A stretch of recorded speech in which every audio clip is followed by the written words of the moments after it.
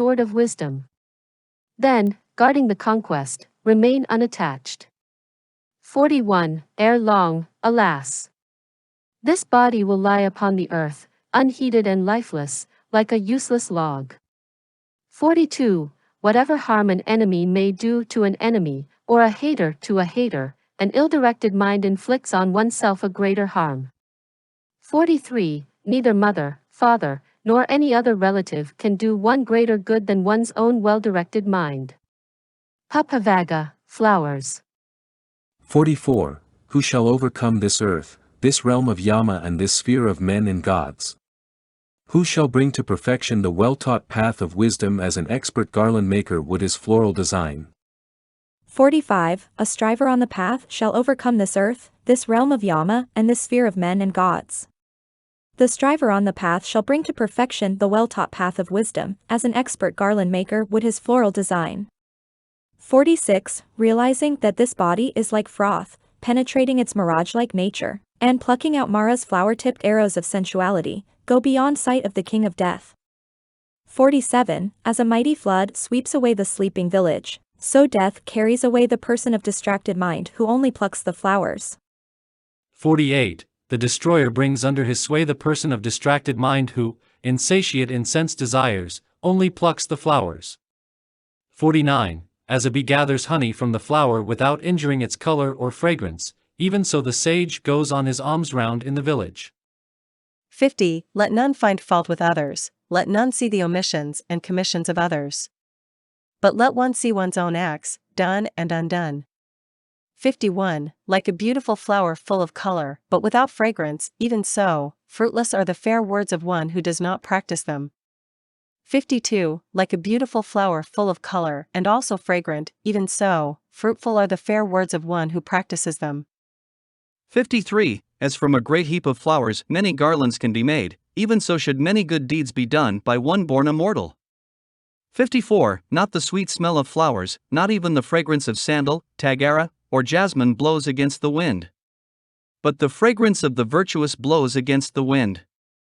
Truly the virtuous man pervades all directions with the fragrance of his virtue. 55. Of all the fragrances, sandal, tagara, blue lotus and jasmine, the fragrance of virtue is the sweetest.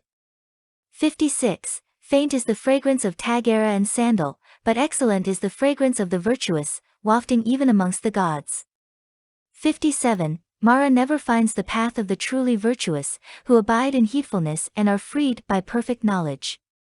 58. Upon a heap of rubbish in the roadside ditch blooms a lotus, fragrant and pleasing.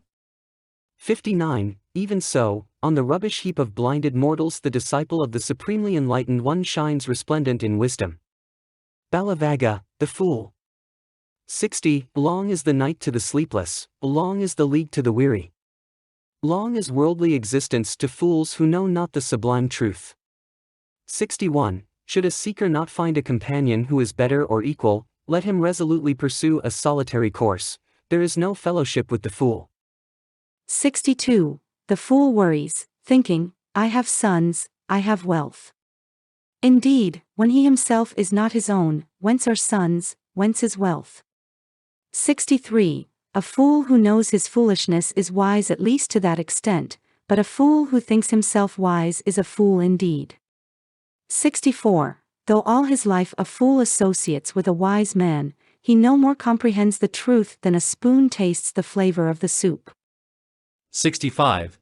Though only for a moment a discerning person associates with a wise man, quickly he comprehends the truth, just as the tongue tastes the flavor of the soup. 66. Fools of little wit are enemies unto themselves as they move about doing evil deeds, the fruits of which are bitter. 67. Ill done is that action of doing which one repents later, and the fruit of which one, weeping, reaps with tears. 68. Well done is that action of doing which one repents not later, and the fruit of which one reaps with delight and happiness. 69. So long as an evil deed has not ripened, the fool thinks it as sweet as honey. But when the evil deed ripens, the fool comes to grief. 70. Month after month a fool may eat his food with the tip of a blade of grass, but he still is not worth a 16th part of those who have comprehended the truth. 71. Truly, an evil deed committed does not immediately bear fruit, like milk that does not turn sour all at once. But smoldering, it follows the fool like fire covered by ashes. 72. To his own ruin the fool gains knowledge, for it cleaves his head and destroys his innate goodness. 73. The fool seeks undeserved reputation, precedence among monks, authority over monasteries, and honor among householders. 74. Let both laymen and monks think that it was done by me. In every work, great and small, let them follow me, such is the ambition of the fool, thus his desire and pride increase. 75. One is the quest for worldly gain, and quite another is the path to nibbana. Clearly understanding this, let not the monk, the disciple of the Buddha, be carried away by worldly acclaim, but develop detachment instead. Pupphavagga, the wise. 76. Should one find a man who points out faults and who reproves, let him follow such a wise and sagacious person as one would a guide to hidden treasure. It is always better, and never worse, to cultivate such an association. 77. Let him admonish, instruct and shield one from wrong, he, indeed, is dear to the good and detestable to the evil. 78. Do not associate with evil companions, do not seek the fellowship of the vile. Associate with the good friends, seek the fellowship of noble men. 79. He who drinks deep the Dhamma lives happily with a tranquil mind. The wise man ever delights in the Dhamma made known by the Noble One. 80. Irrigators regulate the rivers, fletchers straighten the arrow shaft, carpenters shape the wood, the wise control themselves. 81. Just as a solid rock is not shaken by the storm, even so the wise are not affected by praise or blame. 82. On hearing the teachings, the wise become perfectly purified, like a lake deep, clear, and still. 83. The good renounce everything. The virtuous do not prattle with a yearning for pleasures. The wise show no elation or depression when touched by happiness or sorrow. 84. He is indeed virtuous, wise, and righteous who neither for his own sake nor for the sake of another, who does not crave for sons, wealth, or kingdom, and does not desire success by unjust means. 85. Few among men are those who cross to the farther shore. The rest, the bulk of men, only run up and down the hither bank. 86. But those who act according to the perfectly taught Dhamma will cross the realm of death, so difficult to cross. 87 to 88. Abandoning the dark way, let the wise man cultivate the bright path. Having gone from home to homelessness, let him yearn for that delight in detachment, so difficult to enjoy.